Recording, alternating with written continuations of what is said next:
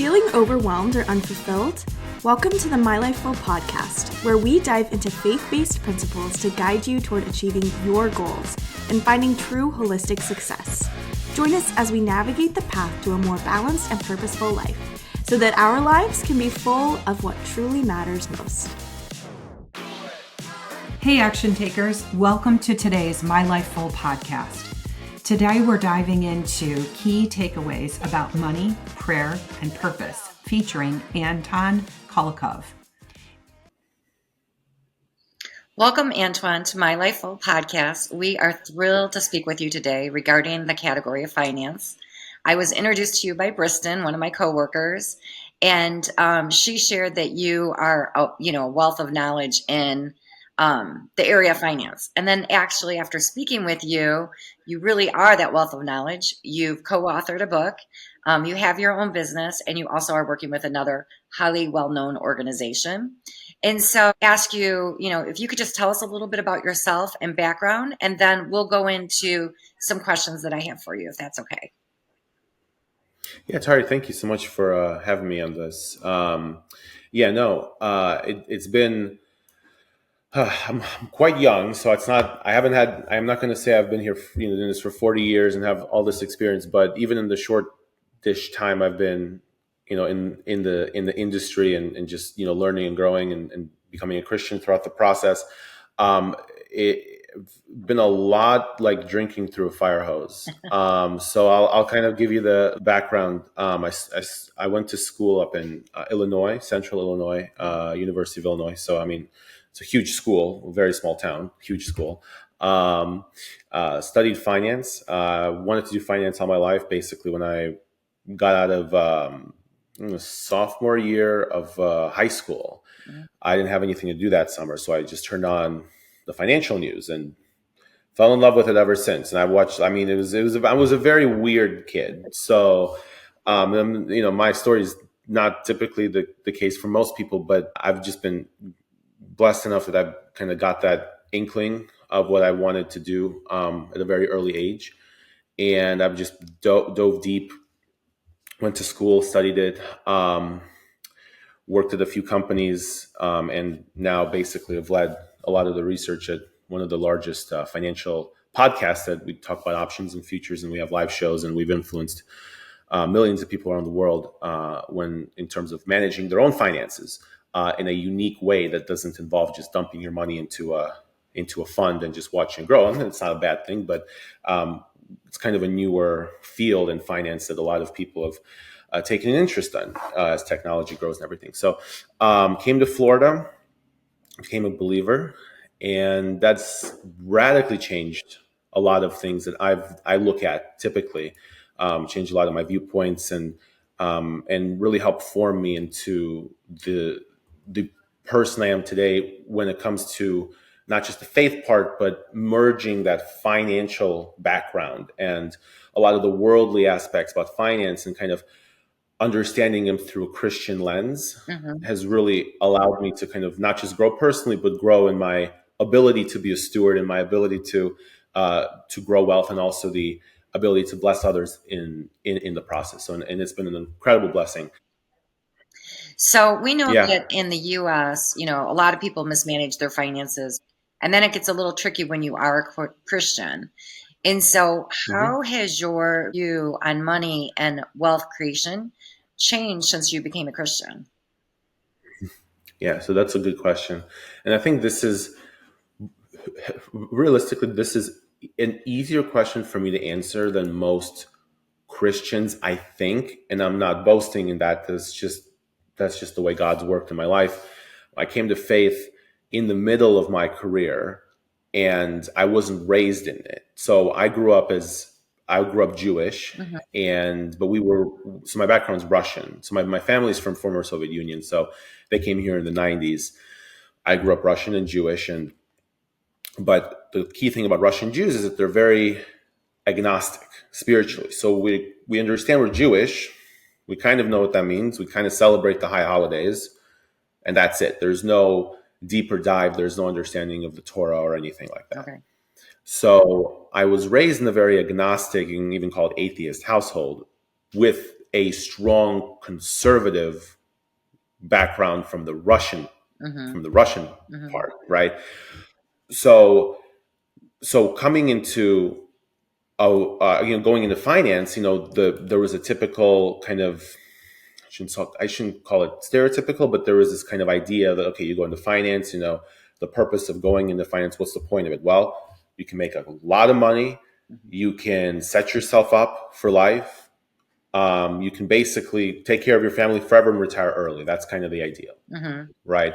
And basically the whole, and maybe at some point, if you were really doing well, you could pay your parents' house off, you could, set your family up for life and then all that stuff. And some of those things are good and are biblical, right?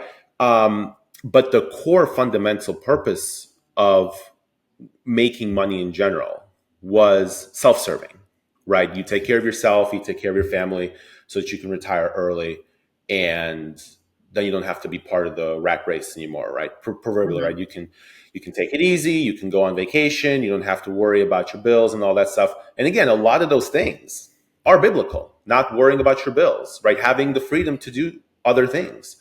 But again, the purpose of it was self-serving, because there was no motive to serve others in the same way that you would if you were a Christian. So going into becoming a Christian, there was like all of a sudden this new purpose that ignited a spark in me, right? Where now all of a sudden that, okay, you read in the Bible, okay, well, give unto others and it'll be blessed unto you, right? You will be blessed more than you can even conceive if you give part of your money away without expectation of a return. Or how about this, where if you give, or basically bring your tithes into the storehouse so that there's food in my house, right? Basically the concept of tithing extends into the New Testament. Basically you give 10% of your income to the church, and for some reason at the end of the day, you're going to come out ahead even after giving 10% of your income away. And for me, it's a foreign concept to nobody who's outside of the church would understand that that's even some kind of, it sounds exactly like, if you're a non-believer, what does that sound like? It sounds like, the church is trying to get your money and stuff. And I came, and honestly, I'm perfect at it. Like when I came into that knowledge, I was like, okay, that's kind of weird. Like, I don't want to do that. But all of those biblical concepts of finance, the whole purpose of every piece one of those scriptures is so that you can be even more free than you could possibly imagine compared to if you didn't do that. And that's a backwards concept, right? So I think, coming back to the question, the purpose, the fundamental view of money has changed, because now I don't see money as just a way for myself to become comfortable, right? And I think that concept is uncomfortable sometimes, even for me and my wife, right? Because a lot of the things that normal people, or I guess the typical average person wants, we want to, right? A nice house, nice car, but that's not our purpose anymore. And in that process, it's become a life that's more free than I could imagine, because now all of a sudden I realized that, okay, if whatever money I make, number one, because I give to the church and so into other ministries, or even help people who are in need, a friend, and I'm not perfect at it by any means. It's just baby steps in that direction, right? I find myself being less stressed about earning more money. I find myself less stressed about the goals that I have that require a lot of money. I don't stress about them as much, because I know that whatever I give, it's not even my money. It'll come back to me and then some, and I've seen it, right? And I think that, but it's a process and it takes time. But that's the fundamental difference, is instead of money being used as a vessel to get things to yourself, you look at it as a vessel to give unto the kingdom, give unto others. And in that process, you not only become more blessed, but you become free from the weight of worrying about money. Aww. I love that the switch happened and you're more free, stress-free, because people, there's so much stress going on around finances. And that's just a beautiful thing. So thank you so much for sharing. Giving. play a part in the finances of a Christian? Kind of a similar question. Mm-hmm. Yeah, and I think it's a really good segue. And again, this is something that I'm still in the process. I don't boast in this because it's not of my own doing, right? I'm just sharing this because this is something that's blessed me, and hopefully it'll bless whoever's watching this, right?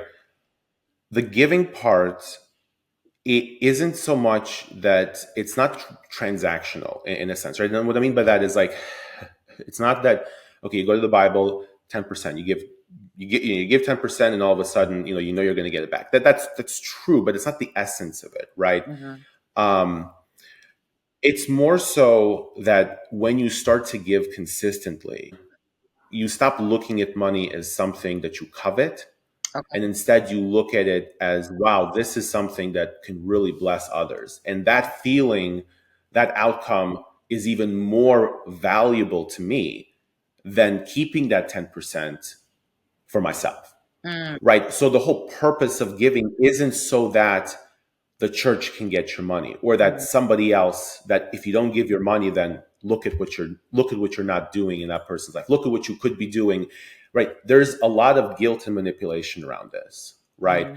And I think that, and unfortunately, it's very common if you're a non-Christian, it's very easy to look into the church and say, anytime they ask for your money, they're doing it for selfish reasons, right? And anybody who gives is only giving because they feel guilted into it, and or it's just a transactional process. It's a tradition. There's no heart behind it. It's just a thing that you do. And unfortunately, that's not the way ever it was described in the Bible. In fact, many times when Israel back in the Old Testament was giving their sacrifices unto the Lord at some point, he stopped them and said, hold on, you guys are missing it. You're giving me these sacrifices, but I desire mercy, not sacrifice, right? He's missing the heart of the giving because it became a tradition. It became a ritual, as opposed to it being a heartfelt sacrifice that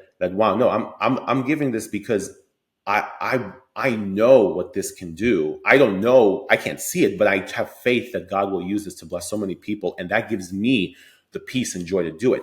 That's where the fruitful part of giving is. And I think once you get this revelation, giving, it almost becomes, at least for me recently, like, and this is very recent. Again, I haven't been a Christian for long, but this is like this is like in the last month or so, right? I've started looking at giving as like, well, okay, how much can I give this month? And let's try to do a little bit more next month, because again, it's a process, and sometimes it's hard to kind of get your mind around it. But when you start to do it, you start to get in this pattern like, oh, okay, I'm going to give this however much it is. And wow, I'm so excited for what this can do for somebody. I'm so excited for how this can affect somebody else's life that I may not even know, but one day I will. And I'm just so excited to see that. And sometimes you're going to look in the mirror, you're going to say it, and you're like, I'm so full of crap. I don't believe a word I'm saying. but it's a process. And then once you do it and you pray to the Lord, say, listen, I don't understand. I hate the fact that right now I really can use this somewhere else, but help me believe that this is going to bless so many people I can't even imagine. Give me the peace and the joy that I know. And over time that seed will sprout and will continue to grow until it's firmly planted in your heart. And then all of a sudden it just becomes just a blessing to send that check in, right? What does giving play a part in a Christian's life? It should play a part that, number one, you understand God's purpose for money, because his purpose for money is for him to give it to you so that it goes through you to other people. And then you will get basically a larger residual than you can even imagine. But number two, it's so that you develop a habit of not being covetous towards money. Because if you give 10% away every single week or 2 weeks, you're not going to be as attached to the rest of 90%, because there is this understanding that no, this is not even my money to begin with. But more than that, I know what this is going to do for others. and you start to value that joy that it does, what it can do for other people, than it can do for yourself. And that again frees you from the covetousness of money, which is why the Lord put this in the Bible to begin with. So many times, Bible talks about money more than anything else, because the Lord knows that the single most problematic thing in terms of covetousness for people is money. Right. So that's why it's all throughout Scripture. Right. I love how, because in all different kinds of churches and Christian beliefs, people give their 10%, right? And it's just automatic. And I love how you put in there, it's bringing you peace and joy, and that you're giving it with excitement. So that is super fun to think about. And I think as Christians, we can think about it a little bit different, not just as an automatic, but just be excited about who you're going to help and how much of a blessing it's going to be to others. So I appreciate that so much. Thank you. Right. So Antoine, and I wanted to add on that. Go ahead. Yeah. Well, I wanted to add on to that point, because I want to drive this point home, because when it was first explained to me that way, I kind of was turned off by it, because it almost seemed like basically the concept of having joy and being excited to give, it was turned off for me, because it's almost like they doubled down on their, back, I was like, they doubled down on their brainwashing, right? It's like, okay, well, now you're just saying that, in order for me to feel bad, that I don't feel that way, right? And again, it's not natural to feel that way, to have joy in giving. It's not natural. It's actually counterintuitive, which is why it's all throughout the Bible. But when the way I broke that grip over my life is I prayed, Lord, help my unbelief, because I don't want to do this. And that honesty component with the Lord is what ultimately led to the breakthrough of genuinely being in that place. So for anybody watching who's like, this is full of crap, just don't take my word for it. Sit in prayer and ask the Lord to open your heart for you, because the worst thing you can do is try by yourself to have that joy and peace and say, you know what, I'm going to be excited to give today, without asking the Lord for help. It's not going to, you're just going to become more resentful if when you do that, and then you don't your life actually gets worse. And then you just you know what, I tried it and then you stop giving completely. Right. So the Lord has to be an integral part in changing your heart to that place as well, I think. I agree. I think that he does have to be a part of it, because it is a painful place for people to give if they're not sure about it, and that's not how they've been brought up, or they don't believe that. So I think praying right, and bringing God into that will help that peaceful component. So right, Antoine, is there a right or wrong ways for Christians to invest their money? Okay, this is a good question. So I'm excited for this one, because there's a lot of religiosity around the concept of money, a lot of it. I still get caught up in this sometimes. But again, when it comes to money, and where we spend our money, let me give you an example. You go to a restaurant and somebody orders a glass of wine, and they're a Christian. Depending on the person who, may be looking at them, who's also a Christian, will say, well, why are you drinking? Isn't it a sin? Why are you spending your money on that? Like, don't you know? Like, and maybe it's a bad example, but the point is, there's a lot of shame, condemnation, and guilt in terms of where Christians put their money based on somebody else's opinion on, oh, well, this is not biblical. Like, you can't be investing in this stock. Do you know what they do? Like, how can you be investing in, let's just hypothetical example. How can you be investing in Apple stock when their policies clearly promote non-biblical values and stuff like that, right? Or how could you possibly be investing in whatever if they do X, Y, and Z that we obviously don't believe in, right? And it's funny because so my father-in-law and I were talking the other day, and he's like, so I'm like, so do you go to Starbucks? Or like we got into this topic of Starbucks, and he's like, oh, I don't go except for my birthday drink. And I'm like, okay, well, why is that? Well, because I don't want to give them money because they support this and this. And I'm like, but aren't you getting the iPhone next week? Like, aren't you going to spend like $1,300 on your new iPhone that like they do the same thing as, you know what I mean? Right. And then he's like, you know what? I why did you have to say like, because we were kind of having a good time and stuff, but it's true, because because everywhere you look, there are things that are happening. Like the whole world is screwed up, and that's written biblically. I'm not saying that is like a complaining way. That's just is what it is. But when it comes to Christians and money and where to invest, personally, this is my personal. This is not. I don't think this is necessarily stated somewhere specifically, biblically or wherever. This is my opinion. I think wherever you can, and there's this. I think there's a scripture. I forgot where it comes from, but basically, all things are permissible, but not all things are beneficial. I think for me, that's the guiding principle of how I put where I put my money into. If I invest in a stock, or if I go and buy something from a company, or if I start a business and I do business, or one of my suppliers or whatever has some kind of indiscretion that I don't agree with, unless I have some kind of unction not to do business with them or not to invest in that company, unless I have a clear unction, I will continue to do it without feeling any shame or guilt or whatever. Because again, this goes back to the Old Testament. How many times did the Lord bless Israel with fruits or goods from people that just were taken out in judgment? That those goods were produced by nations that were evil, but the Lord gave those products to Israel, and then they were allowed to enjoy the fruit of them. So again, it's and that happened time and time again. So again, that's my guiding principle. I don't think there's any restrictions of where a Christian should like, or restrictions of where Christians can't put their money, unless there is a clear. I'm not going to go investing in like a strip club, let's just say as an example. I'm not going to go into business with somebody who does that. Okay. Because again, I have a very strong opinion on that. So again, it's really a more personal matter, I think.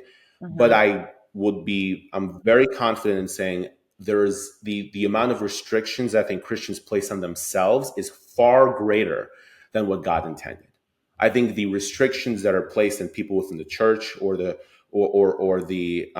even in groups where saying, oh, you can't invest in this because they do this. I think those restrictions go much further than God intended. And I think it's really should be up to a personal matter. When it comes to the right ways to invest money, I think number one, I think a clear one is debt. If you have any debt, it's good to get rid of that. But I think spending time on the right ways to invest, I think we're going to get to more questions on that are more specific. So I'm going to wait for that. Okay. But in terms of the wrong ways, I'm going to say that there are many more restrictions than I think there should be. Consciously, I think it should not. Money is a tool that should be used ultimately to better the kingdom of God, and however way you can do that, while staying true to what the Spirit guides you, it should be a personal matter. I think that's great advice. I like that you are giving a little bit more freedom to people, because I think that sometimes, like you said, Christians put more restrictions on themselves than they need to be. And I think, again, we're just going to go back to prayer and make sure that you're comfortable with what you're investing in and what you're doing. So I appreciate that. That was a great answer. So yeah, this next question is, what are some common traits in a solid financial house? What are some of the common traits that you would suggest people do? Yeah, so I think, there are a lot of like books and guidelines and like, typical like things that are smart to do, right? Well-established principles like, okay, let's have a savings account with at least 3 to 6 months worth of expenses, right? Let's make sure to, when we, buy a house, that, doesn't take up more than 30 to 40% of our monthly income, right? Let's not go buy that car unless, you have, at least, and at least that amount coming in order to pay for it, right? It's like there are certain general principles which I don't think need to be spiritualized. I think those are well established. And I'm not going to go into all of them, because I'm sure you pick up a financial planning 101 book and you can, or personal finance 101 book. I mean, it's all there. I think those are all pretty sound. But I think one of the few things that are missing from that general guideline is number one, setting a legacy up for family. I think that's very important. I think that's very undervalued in society. I mean, I'm sure if you drive, a lot of bumper stickers saying I'm spending my kids' inheritance, or all that stuff. That's in my opinion, I think there should be more emphasis placed on building a legacy in addition to whatever you build, for your family while you're still here, right? I think educating kids in finance is a lot more undervalued than it should be. I think, and this is the second part which plays into it, exposing yourself to risk, healthy risk, has to be part of a solid financial house. Has to be. And what I mean by that is starting a business, or maybe investing in something. If you've never invested into a stock before, maybe taking some of your monthly income and not putting it into a savings account, but putting it into an investment account, something that has a little bit more risk. A lot of what I see today, especially recently, and this is just in markets today, market trends, gambling revenues at all-time highs. Okay. In other words, like with these apps like sports betting, online casinos, even places like Vegas and all those revenues in that industry are at record highs. What that tells me is that there is a lot of people that are comfortable with taking risk, but are doing it in the wrong ways. And just like anything else, there has to be a balance of where we channel certain desires, right? And the reason I brought up that statistic that the gambling revenue specifically is at all-time highs is because that notion of risk taking is there. People are comfortable with taking risk, but they're doing it in the wrong ways that lead to financial destruction. So at an early age, I think it's very important in a solid financial house. You have to not only learn to, have, the basic savings, paying down debts and everything that's in that financial planning 101 book. But number two, taking risk is very, very, very important. And I think is pretty much the key determinant into what separates a wealthy person from somebody who just gets by. It's that willingness to take risk in areas that are healthy. And that's starting a business. Again, everything through prayer, right? So you have a business you want to start through prayer. You have a stock you want to invest into through prayer. You want to start day trading. It's fine through prayer, right? Understanding how profit and loss works. And there's a lot of ways to do that. But again, that's, I think, two key things, solid financial house. Legacy, risk-taking, and then having that foundation of not spending more than you earn, right? Not going into debt for frivolous things. There's all those tools out there that you can find, and people are not educated. Young people are not educated in finances. They don't know all those. And I think that should be by parents or a mentor or however. And I know that a lot of churches do that. Appreciate you saying the legacy and then taking a risk. So that's fun. A healthy risk. So this kind of touched on this a little bit, but how do finances play a part in your prayer life? So you were saying go ahead and pray over what you're doing, but is there anything that you wanted to add to that? Yeah. So again, this is more personal, right? There's no right or wrong way to do it. What I've started doing recently that's helped open my eyes and have more of a kind of a revelation on God's ideal plan for finances is praying that whenever I have a certain amount of money come in, whether it's a bonus or some kind of extra commission or something that, or even just your regular, it doesn't matter. Whenever you have $1 come in, I pray that my instinctual thought, my first thought is, wow, where can I sow part of this today? Where can I invest this? Where can I use this? Where can you direct me to use this today? And the reason I say that specifically, I said my instinctual thought, because again, until it becomes instinctual, that seed hasn't sprouted.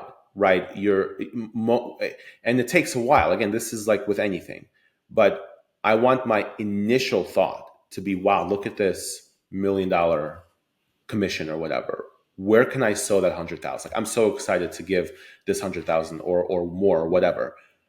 I want that to be my first thought. Now, the reason I put that to prayer is because that's not something I can do on my own. Nobody can do that on their own strength, because normally, instinctually, is like, wow, like, look what we can get now. Like, look, I can get this car now. I can get this. Nothing wrong with getting another car or a beautiful house. I have all those things that I want, and there's no shame in that. But where can I want my first thought to be, wow, how can I bless somebody or a church or a ministry or whatever with some part of this? Because when that becomes the initial thought, then that's when you truly become completely free of any worry about, or even anxiety, like, oh my gosh, I want this thing, but I don't know how I'm going to get it. I have to work at least this amount of hours and stuff. And then you start to get out of this rabbit hole, right? Now, that's my personal prayer, is I want my thoughts to be grounded in, okay, how can I use this to be a blessing?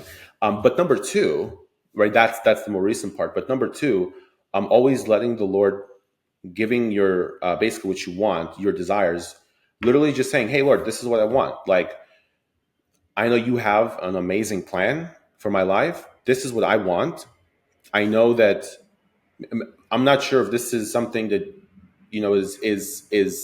is needed, but this is something that I would like to have. And then just trusting that he has the answer for you. Because generally speaking, there's one of two things that can happen, right? Number one, when you genuinely lay that down and you say, look, Lord, this is what I want, this is what I need, over time, he will either answer it that way or more than that way, right?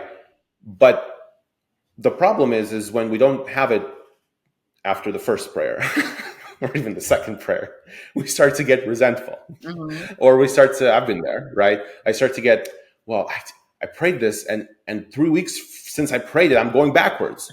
So God must not want me to have it. In fact, not only does he not want me to have it, he wants to punish me for even wanting that. Thoughts I've had sometimes. And I'm sure I'm the only person. No. I'm everybody else is probably better than I am.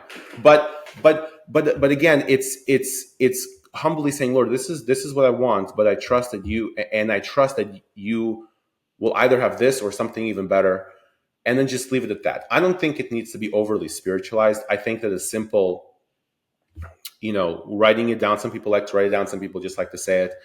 But just be honest. I think honesty, and I think every question here will be grounded in being honest with the Lord, even if it's like something that you wouldn't normally say to somebody.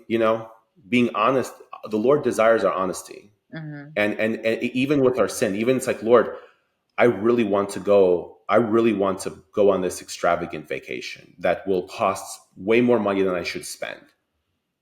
Help me get peace around the fact that, or at least something like, help guide my desires in a different way, right? Or Lord, I want to purchase this thing or whatever, but I know it's going to be detrimental to my family.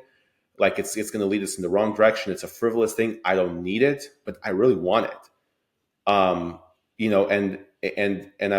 I value my family more. So help change my heart so that maybe I don't put all my time and focus on getting that thing, and instead guide my heart in a different direction. Those are all in the same route, but it all revolves around honesty, right? If you can't be honest with the icky parts of your financial house, you can't get the full restoration. So you have to go through your heart and say, listen, Lord, search my heart, find if there's anything grievous in my heart that revolves around finances. Where can I spend my money a little bit differently? And this is an organic process, and you do this day by day. You may not see change every single day, but in the month or 2 months, I guarantee you, your life's going to be completely different, even in that short period of time. But it's going to happen over time. It's not going to happen instantaneously. Those are really good suggestions. And I like how you say, you might have this frivolous want, and if it's not right for you, help change my heart. So I don't want it anymore. and then you have freedom, or maybe you still want it. God's willing to bless you with it, too. But is there a best way to balance, faith, stewardship, and then financial ambition? Mhm. Mhm. Yeah. The best way to balance, and this is everything, it's not just these three things, but these three things go together. Mm-hmm. Um, it's being honest every day without over spiritualizing it. And I'm guilty. And the reason I mention that term over and over again is I'm guilty of that. I'm guilty of over spiritualizing it because for me, I'm almost too analytical to the point where I almost try to create a formula of how a certain prayer can look like, how a certain amount of time reading scripture can earn a little bit more of a blessing in my life. Right? And that turns into over spiritualization, even though the term itself is ironic because it seems like somebody who's not analytical would do that, right? Analytical people are super dry and boring. Well, not exactly, right? It looks like, because we want the same blessing, right? So in my case, I'm guilty of trying to pray a certain way or do some certain way in order to get deeper into a relationship, right? If I just do this, right, I'll experience a breakthrough, right? And that is one of the most toxic, that's probably one of the most toxic places you can be. And again, it's different for every personality type, right? If you're more of a a laid back type of person, it may look something different, but for me, that's how it looks like, over spiritualizing things. And I think the best cure for that is just to be honest every single day. Be honest with everything that's happening every single day. Again, because when it comes to scripture, we didn't earn any part of God's favor, which also means there's nothing we can do that would disqualify us from God's favor because he qualifies. And that seems like, oh wow, that's a good nugget, right? But try believing that every single day. It's hard because as people, we try to, we tend to fall back into the, oh crap, I didn't pray enough I didn't pray my financial scriptures this time today. I guess this week's going to be a crappy week, right? But so the cure for that is, don't try to go like all in right away, right? And again, I'm guilty of that too. Like I know the formula, so therefore, if I do it a lot, then that's my answer. The biggest things that's worked for me, the balancing of ambition, stewardship, faith, all this stuff. Honesty, a little bit of honesty every single day with the Lord, and make that a consistent pattern. And once you make it a consistent pattern, you're going to start to see fruit in your life. And again, this is why in scripture, again, so many times it talks about seed time and harvest. But the reason, and this is it, because there's a lot of study I did on it, or at least there's this single revelation point that really helped me. It's like the reason the Lord compared the kingdom of God to a sower who sows seeds and then reaps a harvest, as opposed to something like a school where here's a test and you learn it, and those who pass the test will therefore receive the blessing. The reason it's compared to a seed time and harvest is because that's a natural, unchanging law of God. You can't cheat it. You can't do more. You can't do less. It's a process. It's a very simple process. You have no idea how the seed germinates. You have no idea why it takes 2 weeks or 3 weeks to sprout. You have no idea why it works, how it works, but you know that it works. And trusting in the process consistently will produce the harvest. It's the same exact thing when it comes to finances and ambition and stewardship. You may not be a good steward today. You may be way too ambitious or not ambitious enough, and that's okay. But the cure to that is consistent prayer. Don't over spiritualize it. Just be consistent in it. And over the course of days, weeks, and months, you're going to look back and say, holy crap, that is awesome. How did that happen? Wow. So I love that. I love trust the process. I love the honesty, and don't over spiritualize it. Very good. So Antoine, thank you so much for your time today. If people want to get your book is there a place that they can go to get your book, and what's the name of it? It's called the Unlucky Investor's Guide to Options. You can find it on Amazon under investment strategy. Okay. And if anybody had, Christians here and they're listening and they want more advice, where would you send them to go? Like, where is a good resource for them to understand and get a little bit more knowledge, but also having that Christian, heart in there? On YouTube, and there's also a whole ministry website, Andrew Womack. Okay. It's been one of the biggest places to spend my time in terms of like absorbing content and reading. So that he's basically he's a preacher teacher, but he runs a Bible college out in Colorado. He has a lot of series titled Financial Stewardship, just that on YouTube, and he also has a book. A lot of where I got my breakthroughs recently has been through his ministry. So I would highly suggest anybody looking to get a little bit more deeper into it, visit his website or the YouTube page. In addition to that, I think the church that you're a part of has to also be grounded in those principles, right? Because if you go, like if you have a lot of resources that you have that are really healthy and biblically based, but then you go to a church that doesn't really talk about finances as much, and that's even okay because you can fill that gap, but it's more so talks about them in a bad way, like says that Christians shouldn't prosper, like if you have this, like then you're living in a way too of a luxurious life, or even like if you don't give, then you're just not going to even experience any blessing from God. Like basically any tie, when any church ties finances to guilt, shame, condemnation, whenever there is that sense, I would strongly suggest you consider some maybe other places. I mean, it's because again, if this is where you're trying to get a breakthrough, you have to be planted in a church that also is nurturing in those areas. So that's number one. And then number two, external content, like, again, I said the Andrew Womack, that's been my, where I've been fed a lot content-wise. That's also important. So great resources. So with that, I just want to thank you for everything, and we'll probably have you back again, but I know our listeners will really enjoy the information that you shared today. Thank you so much. 1, 2, 3, 4. Thanks for joining us on the MyLifeFull Podcast. We hope you enjoyed today's episode and found it valuable.